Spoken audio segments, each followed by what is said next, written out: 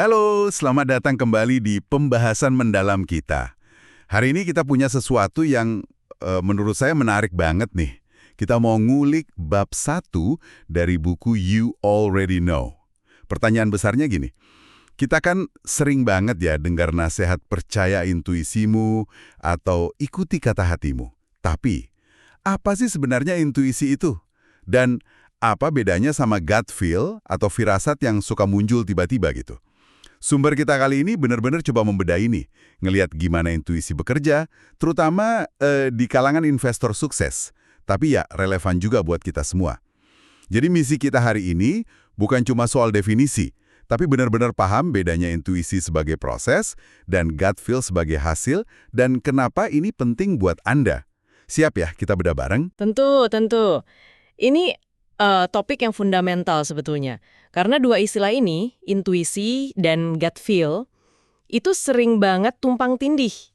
Dipakai gantian gitu aja di obrolan sehari-hari. Bahkan kadang di literatur bisnis atau psikologi juga kayak sama aja gitu. Tapi penulis buku ini, nah ini poinnya, dia punya argumen kuat berdasarkan risetnya. Keduanya itu beda, walaupun ya jelas berkaitan erat. Dan ini bukan cuma permainan kata loh. Bukan sekedar soal istilah ya. Emang sepenting apa sih membedakannya? Kenapa kita harus repot-repot mikirin bedanya? Karena, gini, seperti yang ada di catatan kaki sumbernya juga, kita tuh nggak akan pernah bisa benar-benar paham, apalagi mau manfaatin, hasilnya si gut feel itu kalau kita nggak ngerti proses yang bikin dia muncul. Proses intuisinya itu. Ibaratnya nih, kita mau mangga enak, tapi nggak tahu pohonnya gimana, butuh apa aja buat tumbuh, gimana proses berbuahnya, kan nggak bisa ya. Harus paham prosesnya dulu, baru kita bisa menghargai hasilnya. Oke. Masuk akal banget analoginya. Jadi, kita mulai dari dasarnya deh. Gimana buku ini ngebedain keduanya? Spesifiknya gimana? Kata kuncinya apa? Baik, jadi menurut sumber ini ya, gut feel itu dia digambarkan sebagai kilatan kejelasan. Tiba-tiba gitu, momen aha atau eureka yang muncul dari dalam. Seringnya rasanya instan. Saat itu juga kita sulit jelasin logikanya gimana, tapi rasanya tuh yakin banget, kayak ada yang klik gitu. Nah, itu hasil akhir. Kayak lampu bohlam nyala gitu ya di atas kepala. Tring! Gitu. Iya, persis kayak gitu. Sementara intuisi, nah ini nih yang penting, itu adalah prosesnya. Proses pengolahan informasi yang sifatnya non-sekuensial. Non-sekuensial. Itu gimana maksudnya? Agak teknis nih. Maksudnya, otak kita nggak ngolahnya tuh urut langkah 1, langkah 2, langkah 3 kayak resep masakan gitu. Nggak gitu. Tapi lebih kayak ngambil potongan-potongan info dari mana-mana secara bersamaan. Dari ingatan, data baru, pengalaman lalu, perasaan kita saat ini. Diambil barengan, dilihat dari banyak sudut, terus disatuin. Proses ini bisa cepat, bisa juga lama loh. Berhari-hari, berminggu-minggu, bahkan mungkin berbulan-bulan. Tapi terjadinya di bawah radar sadar kita. Nah, proses inilah yang nantinya bisa menghasilkan si gut feel tadi. Jadi, intuisi itu prosesnya. Oke. Jadi bedanya jelas ya. Proses aktif versus hasil akhir. Saya tuh seringnya fokus ke momen ahanya aja. Nggak sadar kalau mungkin ada mesin intuisi yang udah jalan lama di belakang layar. Ini mengubah cara pandang sih. Menarik banget penekanan kalau intuisi itu proses aktif, bukan cuma perasaan pasif yang datang terus pergi gitu aja. Tepat sekali. Ini bukan hal mistis yang tiba-tiba jatuh dari langit gitu aja. Ada mekanismenya di dalam diri kita, walaupun cara kerjanya yaitu tadi, nggak selalu lurus, nggak selalu gampang kita sadari langkah-langkahnya. Nah, biar lebih kebayang nih, sumbernya kan ngasih contoh yang relevan banget ya dari dunia teknologi. Kisahnya Ethan Zuckerman sama penemuan iklan pop-up. Bisa diceritain sedikit nggak? Oh iya, ini contoh klasik yang bagus banget buat gambarin beda proses dan hasil. Jadi, si Ethan Zuckerman ini dulu salah satu orang penting di Tripod.com. Itu platform web hosting gitu, zaman awal internet lah, akhir 90-an. Waktu itu, situs kayak Tripod tuh lagi pusing nyari duit. Model bisnisnya belum jelas. Pengiklan sih mau bayar, misalnya produsen mobil gitu ya. Tapi mereka takut banget iklannya muncul di halaman web user yang isinya katakanlah konten dewasa atau yang aneh-aneh. Kan masalah citra merek ya. Iya, bener. Bisa rusak reputasinya kalau iklan mobil mewah nongol di sebelah konten yang nggak banget gitu. Pasti pusing tuh Zuckerman cari solusinya. Pusing banget pastinya. Sumbernya bilang Zuckerman itu sampai berbulan-bulan mikirin ini. Dia coret-coret ide di kertas post-it, ditempel di mana-mana sekitar komputernya, mikir terus. Nah, ini bagian dari proses intuisinya. Ngumpulin data, apa maunya pengiklan, teknologi saat itu gimana, model bisnisnya gimana. Dia bener-bener gelutin masalahnya secara mendalam. Lalu, momen ahanya datang. Si gut feel-nya muncul. Betul. Suatu hari pas dia lagi bengong ngeliatin layar komputernya, ngeliatin coretan-coretan di post-it itu, tiba-tiba kepikiran, gimana kalau bikin jendela iklan kecil tapi misah, yang ngambang gitu di atas halaman utama. Mirip kayak post-it itu. Jadi kelihatan iklannya, tapi nggak nempel langsung sama konten halaman yang mungkin bermasalah. Klik, dia langsung nulis kode sederhana, window.open, itu lahirlah cikal bakal iklan pop-up. Kelihatannya instan banget kan idenya, kayak kilat. Iya sih, kedengarannya kayak ide brilian yang muncul gitu aja dalam sekejap. Nah, itu dia gut feel-nya Zuckerman, keyakinan mendadak bahwa ini nih solusinya. Tapi ya itu tadi sumbernya nekenin banget. Ini adalah hasil dari proses intuiting, proses intuisi yang udah panjang tadi. Mikir berbulan-bulan, paham banget masalahnya soal asosiasi iklan konten, interaksi antara data dari luar, kebutuhan pasar, sama pengalaman pribadinya ngeliat post-it jadi analogi. Itu bukan sekedar impuls asal-asalan. Dan ironisnya ya, seperti yang kita semua tahu, dan sumbernya juga nyebutin, iklan pop-up ini malah jadi salah satu yang paling dibenci di internet. Nyebelin banget kan? Sampai Zuckerman sendiri ngerasa perlu minta maaf gitu udah nyiptain itu. Ini pelajaran menarik juga ya, bahwa gut feel yang saat itu rasanya bener banget pun, bisa punya konsekuensi yang nggak terduga di kemudian hari. Ini jadi pertanyaan juga buat Anda pendengar, pernah nggak ngalamin momen aha atau ide cemerlang yang rasanya datang entah dari mana, kayak Zuckerman? Mungkin setelah berhari-hari mikirin masalah, bisa jadi loh itu puncak gunung es dari proses intuisi yang udah kerja keras di bawah sadar Anda. Pengamatan yang bagus itu, dan ironi Zuckerman itu juga ngingetin kita ya bahwa gut feel sekuat apapun rasanya, nggak selalu hasilnya sempurna atau diterima semua orang jangka panjang. Konteks dan dampaknya perlu dipikirin juga. Tapi intinya tetap, contoh ini nunjukin dengan jelas, ada proses panjang di balik kilatan hasil akhir itu. Oke, kita balik lagi ke riset penulis buku ini ya, yang wawancara para investor itu. Apa temuan utamanya dari sana soal gut feel dalam keputusan investasi? Salah satu yang paling kelihatan tuh gini, gut feel para investor ini tuh basisnya pengalaman banget. Sifatnya jadi personal banget, unik buat tiap orang. Nggak bisa di-copy-paste atau diwarisin gitu aja. Pengalaman mereka bertahun-tahun ngelihat pola pasar, ngobrol sama pendiri startup, ngerasain dinamika industri. Nah semua itu yang ngebentuk dasar gut feel mereka. Oke, pengalaman jadi fondasinya. Tapi apa cuma itu? Gimana sama data? Angka-angka? Analisis? Apa itu diabaikan gitu aja? Nah, ini dia nih bagian yang sangat menarik dan penting banget. Ternyata enggak, sama sekali nggak diabaikan. Walaupun para investor ini pas ngobrol seringnya cepet aja ngelewatin data keras, laporan keuangan lah, model bisnis lah, dan lebih banyak ngomongin rasanya gimana, gut feel-nya gimana soal investasi itu. Tapi bukan berarti datanya nggak dilihat. Justru sebaliknya, gut feel mereka itu diinformasikan oleh data dan analisis.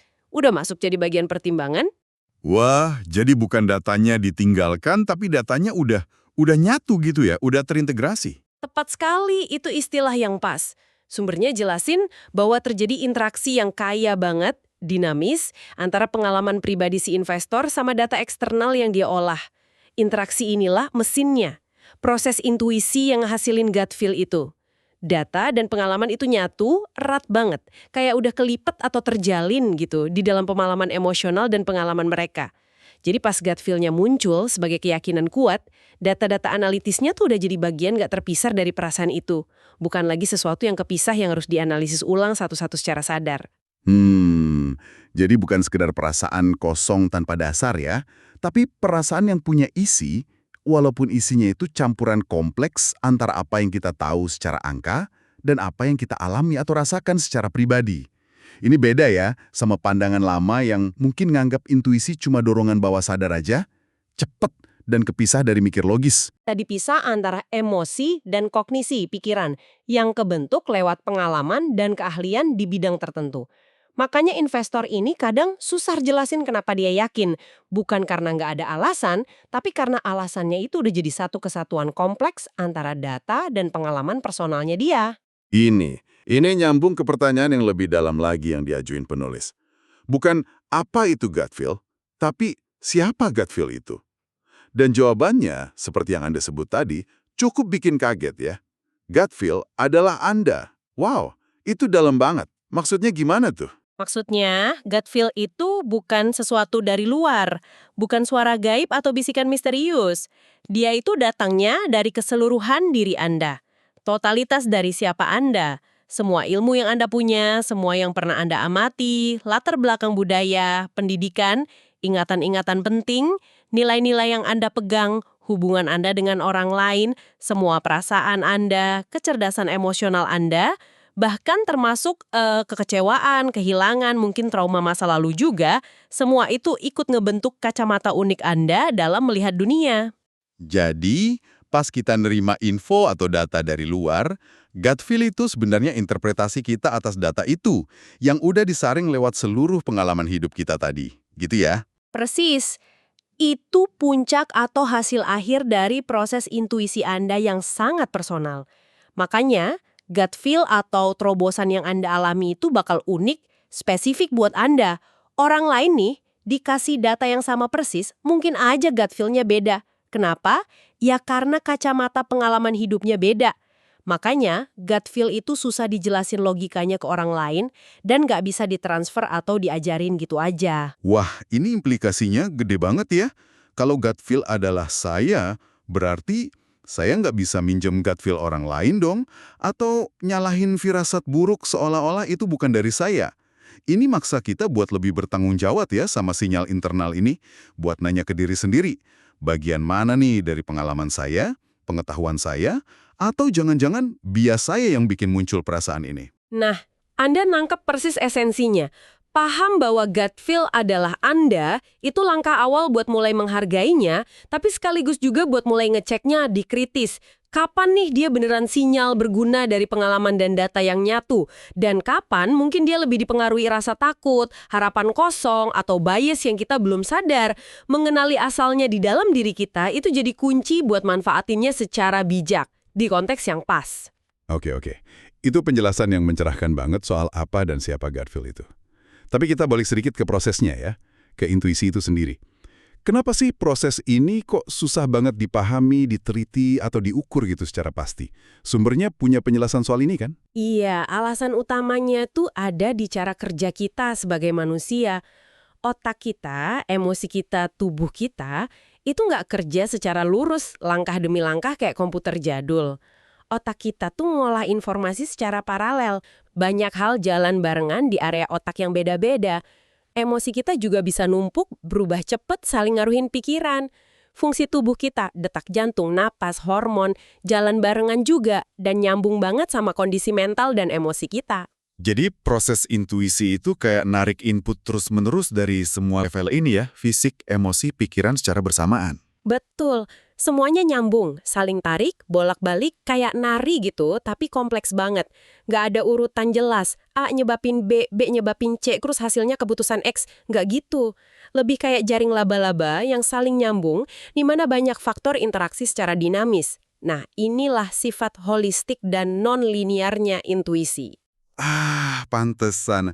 Rasanya susah banget ngetain intuisi. Ya karena emang nggak ada peta lurusnya yang pasti.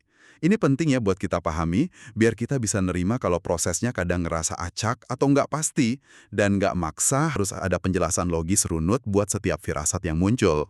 Tepat. Paham sifat nonlinear ini bantu kita biar nggak frustrasi kalau nggak bisa jelasin secara urut gimana kita sampai ke kesimpulan intuitif itu. Ini juga relevan buat Anda pendengar. Ngingetin kita buat nggak selalu maksain solusi atau penjelasan lurus buat masalah-masalah kompleks yang mungkin justru butuh pendekatan intuitif yang lebih cair yang bisa nerima ketidakpastian dalam prosesnya. Oke, jadi sifat nonlinear ini menjelasin kenapa intuisi itu licin dan susah dijabarin. Tapi menariknya, justru karena susah dipahami ini, muncul banyak salah paham soal gut feel itu sendiri ya. Sumbernya ngebahas dua kutub ekstrim yang sering kita temuin. Bener banget, ada dua kubu ekstrim nih. Kubu pertama itu yang nganggap gut feel kayak semacam kekuatan mistis atau magis gitu lah ya. Jawaban instan yang selalu bener buat semua masalah, nggak perlu analisis, nggak perlu mikir lagi, tinggal rasain aja. Kayak punya bola kristal pribadi gitu ya? Kira-kira gitu. Ya jelas bahaya ya kalau gitu, karena ngebaikin peran data, konteks, sama mikir kritis. Nah, kubu ekstrim kedua, ini kebalikannya. Mereka yang nolak gut feel sama sekali. Pokoknya percaya cuma sama data keras, angka, analisis logis. Contoh yang sering banget dikutip buat dukung pandangan ini ya kisah Moneyball di dunia bisbol itu. Ah, iya, ingat kisah tim Oakland A's yang pakai analisis statistik canggih buat rekrut pemain yang dianggap remeh pasar, terus sukses ngalahin tim-tim kaya raya? Ini sering dianggap kemenangan data atas intuisinya para pencari bakat jadul ya. Betul, dan kisah Moneyball itu emang nunjukin keunggulan analisis data yang ketat, tapi dalam konteks tertentu. Konteks apa? Yaitu buat masalah yang para ahli sebut sebagai complicated. Masalah complicated ini bagiannya banyak, mungkin perlu analisis dalam, tapi hubungan sebab akibatnya tuh bisa diketahui kalau kita punya data cukup dan keahlian. Nah, rekrut pemain pakai statistik performa masa lalu masuk kategori ini. Logika dan data bisa nuntun kita ke jawaban terbaik. Tapi, itu bukan berarti cerita selesai di situ kan? Apa artinya intuisi atau gut feel jadi nggak guna sama sekali? Begini, ini poin krusial yang ditekenin sumbernya. Moneyball itu nggak bikin gut feels jadi nggak ada nilainya. Dia cuma nunjukin kalau buat masalah rumit, data mungkin lebih unggul. Tapi gut feel yang tadi kita bahas sebagai hasil proses intuisi mendalam itu loh, justru paling efektif dan bahkan penting banget di konteks yang beda, yaitu buat keputusan yang sifatnya kompleks dan kacau. Bedanya apa tuh? Rumit sama kompleks atau kacau di konteks ini, biar lebih jelas. Gampangnya gini, masalah kompleks itu sebab akibatnya nggak jelas, atau baru ketahuan setelah kejadian. Banyak banget faktor yang saling ngaruhin dengan cara yang nggak bisa diprediksi. Contohnya, ya kayak investasi di startup teknologi baru yang disruptif banget di tahap awal. Kayak pas Uber baru muncul dulu, kan banyak banget ketidakpastian soal aturan, pasar, model bisnisnya gimana. Data masa lalu aja nggak cukup. Nah, di sini pengalaman mendalam, pemahaman pola, kemampuan baca orang, pendiri startupnya gimana, alias hasil dari proses intuisi, jadi penting banget. Kalau masalah kacau, lebih ekstrim lagi. Situasinya nggak stabil banget, butuh tindakan cepat, berdasarkan firasat yang udah terlatih. Oke. Jadi ini bukan soal milih data atau intuisi, tapi lebih ke data dan intuisi, dipakainya pas di tempatnya. Tepat sekali. Ini kayak kita punya kotak perkakas di kepala, isinya macam-macam alat. Kita harus tahu kapan pakai palu data, kapan pakai alat ukir yang halus intuisi. Bisa bedain konteks masalahnya ini rumit kayak Moneyball, atau kompleks kayak investasi awal di Uber tadi itu. Itu kuncinya. Kalau kita ngandelin satu alat aja buat semua jenis masalah, ya siap-siap gagal. Ini pemahaman yang berguna banget sih. Jadi kita nggak perlu ngerasa harus milih jadi orang data banget atau orang intuisi banget. Dua-duanya punya tempat dan nilai tergantung situasinya gimana. Benar. Dan bahkan di situasi kompleks pun, intuisi yang bagus itu intuisi yang tetap merhatiin data yang ada, tapi nggak terjebak sama data itu aja. Dia bisa nyatuin data itu sama pengalaman dan pemahaman yang lebih luas. Oke, wah udah banyak banget nih yang kita bahas hari ini ya. Mulai dari bedain intuisi sebagai proses sama gut feel sebagai hasil. Terus, lihat contoh Zuckerman, gimana gut feel investor itu ada isinya, data dan pengalaman. Sampai ke konsep kuat kalau gut feel itu ya cerminan diri kita sendiri. Kita juga udah singgung kenapa intuisi susah dipetain dan gimana ngelurusin salah paham soal ini. Kalau diringkas nih, apa sih intisari utama yang perlu banget kita ingat dari bab 1 ini? Menurut saya ada 3 poin utama ya. Pertama, kesadaran soal perbedaan fundamental itu tadi. Intuisi itu proses kerja internal. Dalam, seringnya nggak lurus dan di bawah sadar. Gut feel itu hasil yang kadang muncul kayak kilat dari proses itu. Jangan disamain. Kedua, proses intuisi ini unik dan kuat karena dia nyatuin data dari luar sama seluruh lanskap internal Anda. Pengalaman, ilmu, emosi, nilai. Interaksi inilah sumber kekuatannya. Dan yang ketiga, yang paling personal tadi. Yang ketiga, ya konsekuensi dari poin kedua itu. Karena datangnya dari penyatuan data sama keseluruhan diri Anda, maka gut feel itu intinya ya cerminan dari Anda. Personal banget, unik, nggak bisa dipisah dari siapa diri Anda. Paham, ini tuh fondasinya. Jadi artinya apa nih buat Anda semua pendengar kami? Ya paham dasar-dasar ini, beda proses dan hasil, nyatunya data dan pengalaman, sifat personal gut feel itu, langkah pertama yang penting banget. Langkah buat bisa mulai ngenalin, terus menghargai, dan akhirnya mungkin ya belajar ngasah kemampuan intuisi Anda sendiri secara lebih sadar. Benar sekali. Kesadaran ini aja udah jadi alat yang kuat loh. Ini memungkinkan Anda buat mulai geser fokus. Dari yang tadinya cuma nunggu gut feel datang atau malah ngabaikan sama sekali, jadi lebih memerhatiin gimana sih sebenarnya Anda sampai ke satu kesimpulan, firasat, atau perasaan tertentu. Mulai nanya, proses apa yang lagi jalan di dalam diri saya sekarang? Dan dengan lebih merhatiin prosesnya itu, kita bisa belajar lebih banyak soal diri kita sendiri dan cara kita ambil keputusan ya. Tentu. Ini ngebuka jalan buat secara sadar ngembangin kepekaan Anda sama sinyal-sinyal internal, perasaan, sensasi badan, pola pikir, dan eksternal data pengamatan yang ngebentuk intuisi Anda. Dan kepekaan yang terasa ini nantinya bisa bawa kita ke pemahaman yang lebih dalam, keputusan yang lebih bijak, dan mungkin nemuin terobosan-terobosan baru, baik di kerjaan maupun kehidupan pribadi Anda. Wah, ini benar-benar ngasih kacamata baru ya soal sesuatu yang sering kita anggap remeh atau malah misterius. Oke, sebagai penutup nih, ada satu pemikiran terakhir buat Anda renungkan. Iya. Jadi mengingat bahwa gut feel itu adalah hasil akhir dari proses intuisi unik Anda yang melibatkan campuran data dan seluruh pengalaman hidup Anda, pertanyaan reflektifnya gini. Gimana caranya Anda bisa mulai secara lebih aktif, lebih sengaja, merhatiin proses intuiting yang terjadi di dalam diri Anda sehari-hari, bukan cuma nungguin kilatan hasil akhirnya aja. Tapi coba deh sadari interaksi antara apa yang Anda tahu, data, fakta, sama apa yang Anda rasakan, firasat, pengalaman, pas Anda ngadepin situasi baru, bikin pilihan kecil, atau bahkan pas ngobrol sama orang lain. Apa ya, satu langkah kecil aja deh yang bisa Anda coba ambil minggu ini buat lebih dengerin proses internal itu.